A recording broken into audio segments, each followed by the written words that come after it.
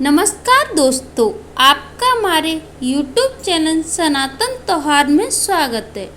आज मैं आपको अमर स्वाग की कहानी सुनाने जा रही हूँ।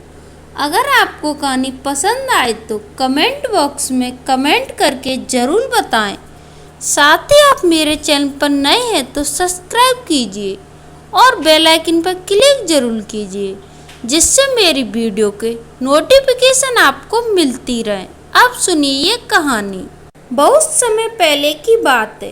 एक गांव में एक ब्राह्मण और ब्राह्मणी रहते थे। उनकी 5 बेटियां थीं।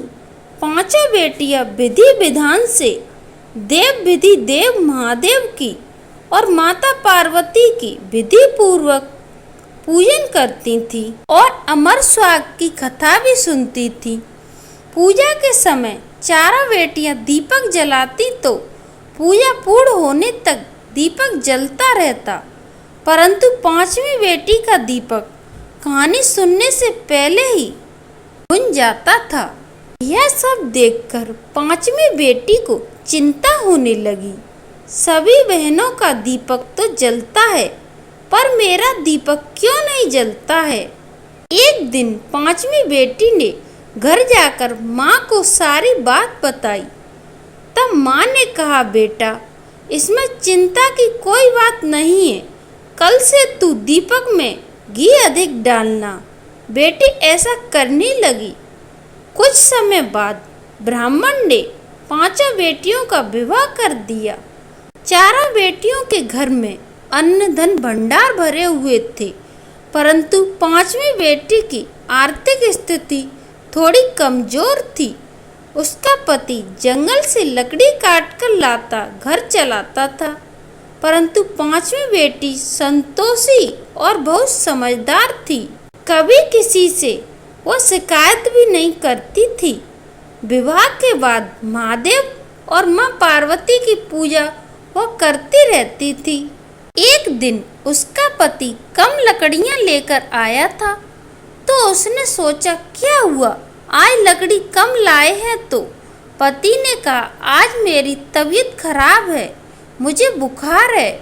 दूसरे दिन लड़की ने पति से कहा, आज आपकी तबीयत ठीक नहीं है, आज मैं भी आपके साथ चलूंगी।